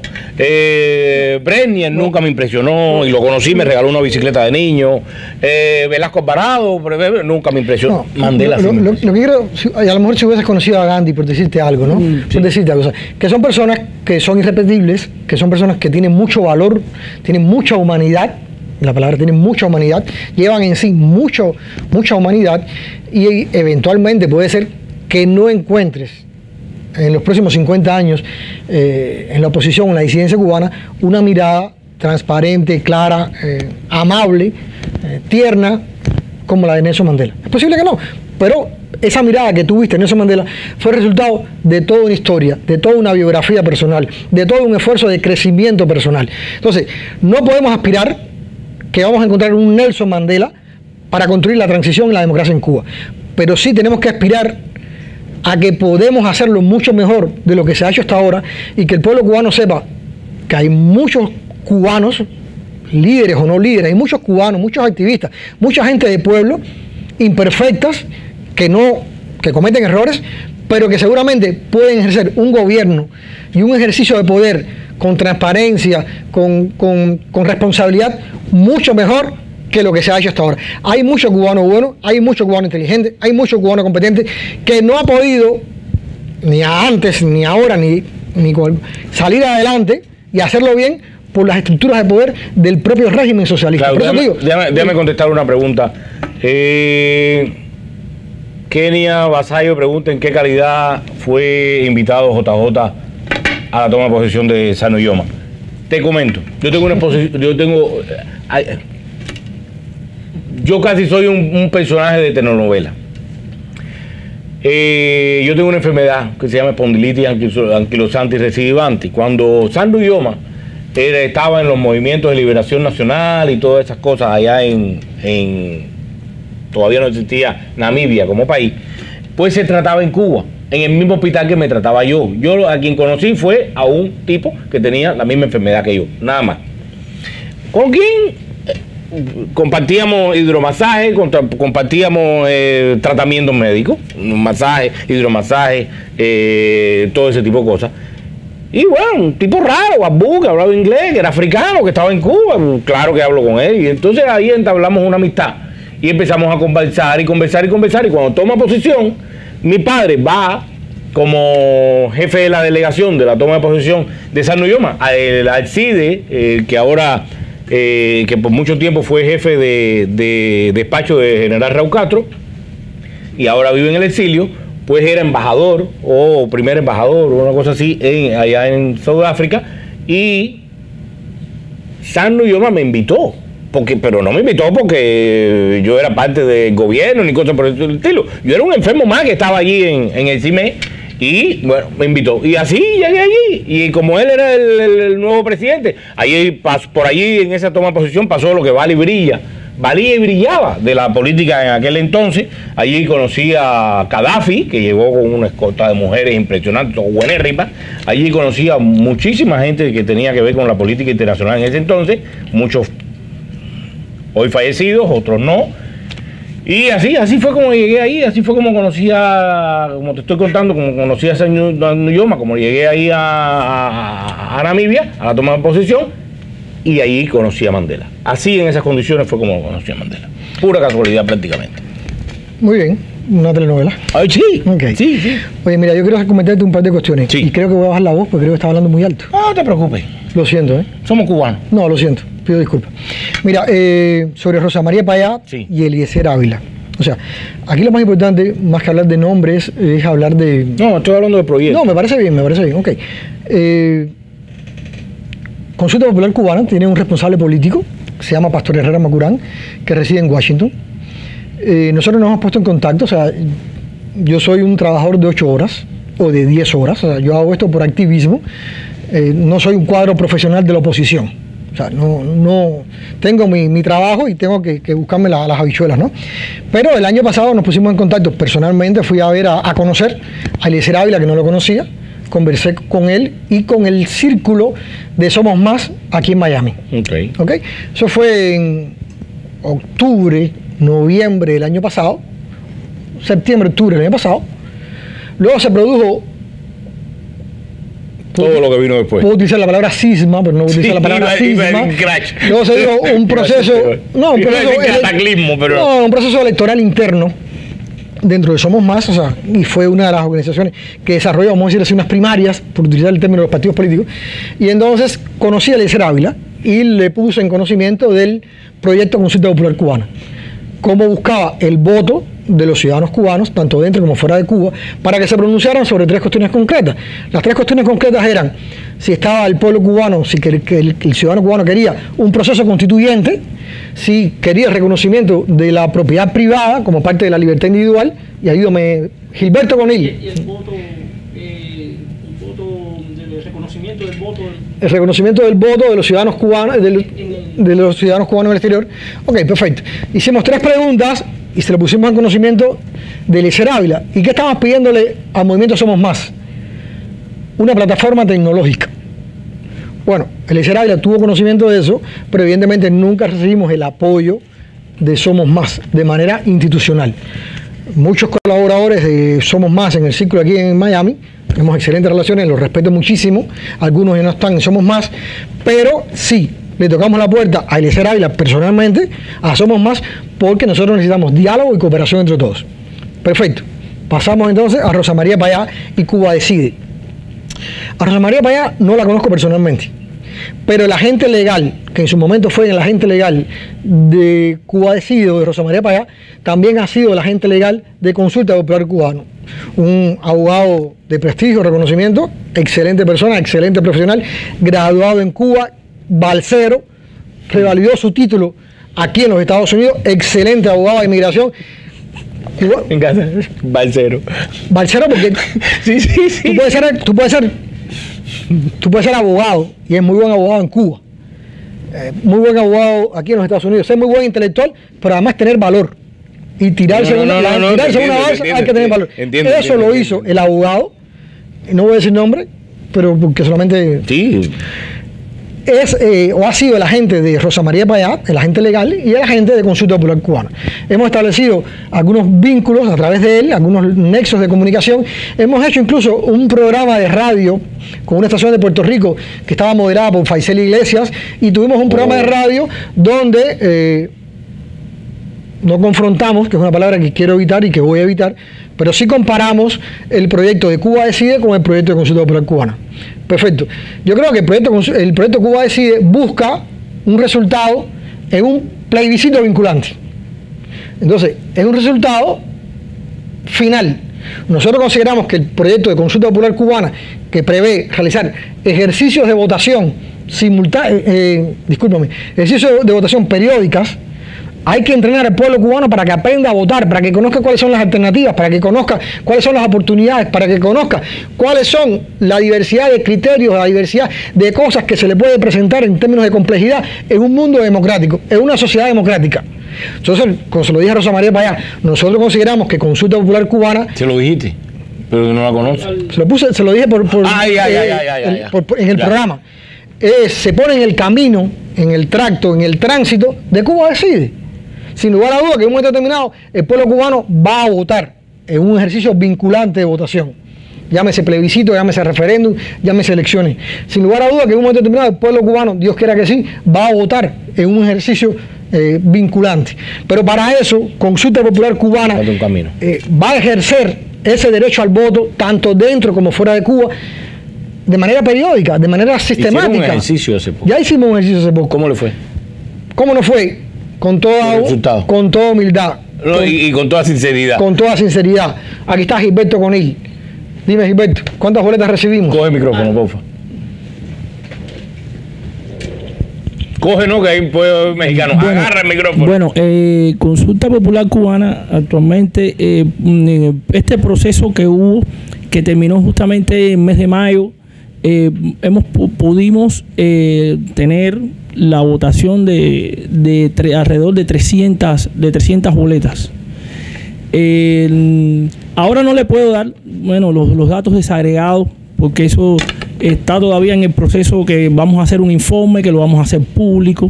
Incluso estamos preparando, que es muy posible, para el evento que tiene la ACE, la Asociación de Economistas Cubanos en el Exilio, que ahí es muy posible que Consulta Popular Cubana tenga un panel, y vamos a lanzar los resultados desagregados. Y bueno, yo creo que eso es un capital que modesto, 300, ahora cualquiera puede mirar y decir, bueno, 300 boletas que representan, pero es un capital, tenemos algo. Marisa Rodríguez pregunta, ¿enseñan a votar? Sí, es importante la pregunta de enseñar a votar. Ella dice, ¿ustedes piensan que el cubano necesita que los enseñen a votar? En democracia sí. En democracia sí. Porque aquí veo solo, mira, aquí está, enseñan a votar. ¿La señora cómo se llama? Marisa Rodríguez. Marisa Rodríguez, sí, o sea, date cuenta que estamos pensando que votar no es el hecho de marcar con un dedo o de poner una firma o poner una boleta por una rendija. O sea, el acto de votación comienza mucho antes y tiene que ver entonces con un proceso de reflexión, de pensamiento, de crítica, de análisis, que no se agota en el hecho de lanzar una boleta en una ranura. O sea, es un proceso mucho más complejo. Y el objetivo es que efectivamente un pueblo que ha vivido en dictadura durante 60 años, que ha votado toda la tradición democrática, republicana de la historia de Cuba, tenemos, y me incluyo yo, incluyo a los cubanos que están aquí, porque los cubanos que están aquí también tenemos lo que se llama en el exilio el daño antropológico, y tenemos que formarnos y prepararnos en ser demócratas. Porque lo que está esperando el pueblo cubano es un caudillo, y un caudillo no va a llegar, y un caudillo no va a resolver el problema. No, y si llega no lo quiero. No, es que no lo queremos, o sea, absolutamente no. Entonces, no estoy siendo peyorativo, no estoy siendo paternalista, no estoy siendo superficial. Enseñar a votar es un término correcto, y que implica mucho más que el acto de lanzar una boleta. Estoy pensando en términos democráticos. Marisa Rodríguez dice, te respondo, dice, los cubanos saben, me imagino que quiere decir saben votar, no se equivoquen, que no lo hagan, tiene razones sobradas. Yo estaría de acuerdo, o sea, pero, por ejemplo, los cubanos saben votar, no sé, o sea, tenemos una oportunidad ahora en este proceso de referéndum constitucional. Vamos a ver si efectivamente la inmensa mayoría vota no. Porque sucede que los resultados de las votaciones en Cuba también son desconocidos porque no hay transparencia. ¿Cuáles son los resultados de las votaciones en Cuba? Las que dice el gobierno. Hay observadores internacionales, los opositores, los disidentes pueden participar con seguridad, con garantías en el conteo de los votos. Sabemos que la gente que va a votar en Cuba va votando bajo coacción. Entonces, sabe votar. Habría que probarle un régimen en un espacio democrático. Apoya lo que estás diciendo, dice José Mariño, dice, muy bueno, el pueblo de Cuba en 60 años perdió el conocimiento de la democracia. ¿Cierto? Y votar es un punto importante. Votar es un punto importantísimo porque es lo que hace al individuo ser un sujeto de cambio y de transformación. Y por eso la lucha de Consulta Popular Cubana en el reconocimiento del voto de los ciudadanos cubanos residentes en el exterior. Porque de lo contrario no somos sujetos, somos meros objetos de economía, de celulares, de mercancía, pero no somos sujetos, no somos ciudadanos si no tenemos derecho al voto.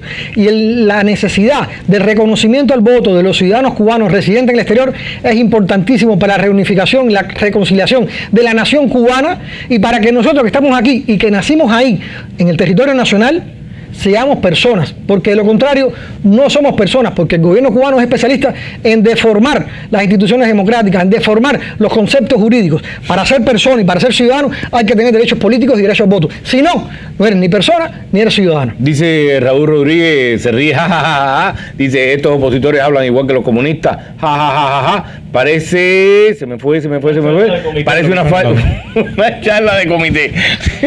Lo siento, seguramente me quedará mi formación, estudié primaria, secundaria, preuniversitaria, seguramente sí, lo lamento, lo siento si estoy transmitiendo una imagen totalitaria o dictatorial.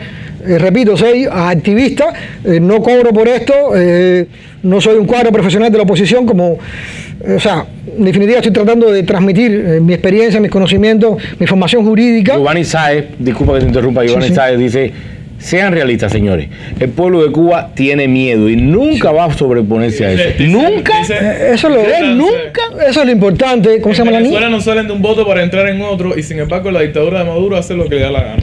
Eso es importante, pero vamos a quedarnos con dos respuestas. Primero, las dictaduras de izquierda, repito la idea, no salen por el voto. ¿Ok? Lo dije ahorita y lo repito. Y la dictadura de Maduro, no, lamentablemente, repito, no va a salir por el voto. Por lo menos en la historia reciente del siglo XX y siglo XXI, no ha salido ninguna dictadura de izquierda a través del voto. Por eso decimos que es una dictadura legal y que no hay posibilidades de reforma de un sistema dictatorial de izquierda a un proceso democrático. Y segundo, lo del miedo. Es cierto que tenemos miedo, es cierto que existe el miedo, pero el nunca es lo que no va en ese comentario, porque tenemos que llenarnos de fe y optimismo. E incluso, ahora voy a mencionar palabras un poquito delicadas, porque no me siento cómodo, pero el tema de tener fe en Dios, de tener fe en los santos de la religión afrocubana, en lo que quieran tener fe, pero es importante tener fe para poder alimentar el espíritu, para poder superar esta situación de carencias y materiales y de miedo, para poder gestar un cambio y una transformación en Cuba. Efectivamente, yo estoy hablando aquí muchas cosas, y eventualmente puede ser que caigan en un saco vacío, pero es posible que caigan en 2 o 3 oídos receptores. No, que estamos hablando con muchas personas. Sí, pero que 3 o 4 gente quede sembrada la idea de que el cambio y la transformación es posible. Y es posible que haya un 98% de la gente que tenga miedo y que no supere el miedo. pero eso es una decisión personal y una responsabilidad individual, Dice señor. Raimundo Díaz, no estás transmitiendo nada malo, tienes la prueba que hay que enseñar, porque si supieran no te criticarían. Y por otro lado dice Nacho Martínez, me parece que definitivamente no hay oposición confiable. Y Marisa Rodríguez lo apoya. No hay oposición confiable, como no hay gobierno cubano confiable. ¿Por qué? Porque el gobierno confiable no nace de un resultado electoral legítimo y democrático. Y lo de confiabilidad o no de confiabilidad se verá en el ejercicio de la democracia cubana. Y si no hay un gobierno confiable, como pasó con Mariano Rajoy en España, se hace una moción de censura y se cambia el gobierno. Porque eso es lo bueno que tiene la democracia. Que Donald Trump va a durar 4 años o va a durar 8 años. Si a usted no le cuadra, pero no va a durar más que eso. Lo que no puede ser un gobierno que dure 60 años, señores. Entonces, cuando un gobierno no funciona, cuando un gobierno pierde la confianza del electorado, o si es un régimen parlamentario, pierde la confianza del resto de las formaciones políticas, se hace una moción de censura y adiós gobierno. Pero lo importante de una democracia no es el presidente ni es el gobierno, es la fortaleza de las instituciones democráticas, la tripartición de poderes, la separación entre el poder ejecutivo, el poder judicial, el poder legislativo. Eso es lo importante, el sentido de democracia y de libertad de la gente es lo que hace fuerte una democracia para no volver a recaer en un proceso de dictadura. Y sin lugar a dudas que salir de una dictadura es muy difícil, pero quiero decirle una cosita más interesante. Alemania fue capaz de salir de un proceso de nazificación que practicó Hitler. Y Alemania, después de 1945, construyó una república en democracia con los propios alemanes que habían apoyado el fascismo hitleriano. Y ese proceso de reeducación hay que hacerlo con el pueblo cubano. Giovanni, tenemos que hacerlo los cubanos y tenemos que hacerlo como un ejercicio de crecimiento personal. Giovanni Sánchez te dice... Giovanni Sánchez. 14, no, Giovanni Sáez, perdón. Giovanni Sáez pregunta, los pueblos no están hechos de héroes. Amigo Horacio, si la dictadura no salen por el voto, ¿para qué enseñar al pueblo a votar? No, es importante, es enseñar al pueblo a votar, no para salir de la dictadura. Yo dije que mi estrategia personal, aunque es una estrategia que comparto con un equipo grande de colaboradores, de compañeros, es a través de la desobediencia civil. ¿Ok? Aprender a votar y los ejercicios de consulta popular cubana como parte del ejercicio de votación es para un proceso de transición democrática en Cuba, porque el acto de transición democrática no se agota en un acto, es todo un proceso. Entonces hay que aprender a votar, hay que aprender a tener educación cívica, hay necesidad de aprender a tener responsabilidad política para poder cuidar las instituciones, para poder cuidar una democracia, porque una democracia, señores, es como una rosa. Es como una flor, es delicada, hay que tratarla, hay que alimentarla, como una novia. Como una novia. La democracia es frágil y las dictaduras son fuertes, pero las dictaduras son fuertes porque es un único pensamiento, es la fuerza militar, es la coacción. La democracia es el resultado de una acción colectiva de responsabilidad ciudadana. Disculpa que te interrumpa, pero Delfín Jorge tiene una opinión que me parece muy interesante. Dice, el cambio en Cuba se producirá cuando ellos, me imagino que se refiere al gobierno, cuando ellos mismos se fajen entre ellos. Eso es una opción, eso es una posibilidad. Yo la respeto y seguramente sí, porque como tú decías al principio, no tenemos una bolita mágica. Pero lo importante es que cuando se creen las condiciones objetivas, cuando se creen las condiciones materiales de un cambio, tener al pueblo cubano con la subjetividad suficiente, con la responsabilidad suficiente, e incluso que los líderes opositores y disidentes tengan la formación y la madurez suficiente para que ese cambio, esa transformación, esa trifulca interna se transforme en una transición democrática para el pueblo cubano. Se trata de tomar el momento, esa situación, ese momento histórico. Juan, las personas preguntan cómo se pueden comunicar con el proyecto. Sí, danos tus datos de tu proyecto y todo para que las personas... A mí también lo estoy leyendo también. Consulta Popular Cubana tiene una página en Facebook. ¿Qué se llama? Que se llama Consulta Popular Cubana. Así, tal cual. Okay. Nosotros tenemos un equipo de dirección. Mi número personal, ya usted sabe, 786-317-9946. Okay. El número de Pastor Herrera Macurán, por favor, búsquenlo en Facebook. Contacten a Pastor Herrera Macurán como responsable político del proyecto. Ok. Sí, hay un correo electrónico. Tienes que ayudarme, Estamos en la tercera edad, puedes usarlo de pueblo. No, el correo electrónico es todo seguido, consultapopularcubana@gmail.com. Perfectamente, hay que contactar por correo electrónico. Ya les di mi número de teléfono personal, 786-317-9946, y estoy seguro que Pastor Herrera Macurán no tiene ningún inconveniente en que yo también facilite su número de teléfono. El número de teléfono de Pastor Herrera Macurán es el, ahora mismo, 240-435-3662. Pero recuerden, señores, lo que decía ahorita Conil, Consulta Popular Cubana realizó un primer ejercicio. No llegamos a las 500 boletas, pero desarrollamos un movimiento de activistas en todo el territorio nacional, desde Pinar del Río hasta Guantánamo. Contactamos a mucha gente buena, a mucha gente humilde, a mucha gente honesta, que fueron capaces de dar su nombre y apellido, su teléfono personal, su dirección, y dijeron: yo voto por un proceso constituyente democrático en Cuba, yo voto por el reconocimiento de la propiedad privada en Cuba, yo voto por el reconocimiento del voto a los ciudadanos cubanos emigrados residentes en el exterior. Mucha gente que se compromete, que pierde el miedo, que sale del closet y que da un paso adelante. Y esto es un ejercicio que tenemos que seguirlo haciendo. Nosotros garantizamos la seguridad, la privacidad de toda esa información. Eso es importante, pero lo más importante, señores, es que nos reconozcamos a nosotros mismos como ciudadanos cubanos y como sujetos de cambio, para ir perdiendo el miedo de a poquito. No hace falta volverse un valiente, o como un amigo mío muy querido, no hace falta ser guapo. Palabras cubanas. No hay que ser, pues en España es bonito. No hace falta ser guapo. No hace falta ser el guapo de la cuadra. Ah, yo pensaba el guapo. Sí, guapo. sí, sí. No hace falta ser el guapo de la cuadra, no hace falta fajarse a los piñazos, no hace falta caos y desorden. Hace falta conciencia, responsabilidad, desobediencia civil, saber que el cambio es posible, que la alternativa es posible, que tenemos que lograrlo entre todos, que hay gente madura, seria, responsable, con formación, con preparación, aquí en el exilio y también dentro de Cuba, que también piensa, repiensa, busca soluciones, busca estrategias, busca alternativas, que nosotros tenemos que ser capaces, nos digo nosotros, la gente que está involucrada en esto más de lleno y que son responsables, tenemos que asumir la responsabilidad por esos 10 millones de cubanos, por esos 11 millones de cubanos, porque evidentemente el gobierno cubano no lo ha hecho, no lo hace y no lo va a hacer. El gobierno cubano hace mucho tiempo que demostró la irresponsabilidad y la incompetencia para gobernar Cuba. Y si no, preguntémosles a esos 10 millones de cubanos que están padeciendo tantas carencias económicas, tantas carencias materiales, en los hospitales, en las escuelas, para coger un autobús, para coger una guagua, para moverse para su centro de trabajo.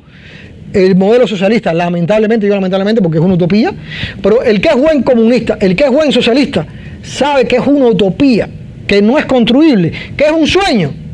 Es una aspiración, pero cuando tú lo llevas a la práctica, estás cometiendo el peor de los errores, porque no solamente un error personal que te incumbe a ti, sino es un error que lamentablemente establece las consecuencias para millones de gente. La historia lo demuestra. En Rusia, en los países de Europa del Este. La historia también ha demostrado que es complicado sacarlos del poder. La historia también ha demostrado, como dijo un hombre muy inteligente, dijo: pobre el país que necesite héroes. Cierto, y no hace falta héroes, y menos mártires. Yo creo que sí hacen falta héroes, porque todos los pueblos han tenido héroes. Los héroes son importantes porque los héroes son la gente más valiente que tiene el pueblo, tengan la formación que tengan, la educación que tengan, pero lo que no hacen falta son mártires. No hacen falta que la gente se inmole, no hacen falta muertes tontas, no hace falta sacrificios innecesarios. Hace falta ser eficaces, ser eficientes, y los esfuerzos, las energías, el tiempo, canalizarlos por un futuro mejor. Para nosotros, para nuestros hijos, para nuestra familia. Esa es la única razón para la cual estamos teniendo este programa y esta conversación. Muchísimas gracias por haber estado acá en Juan Juan al Medio.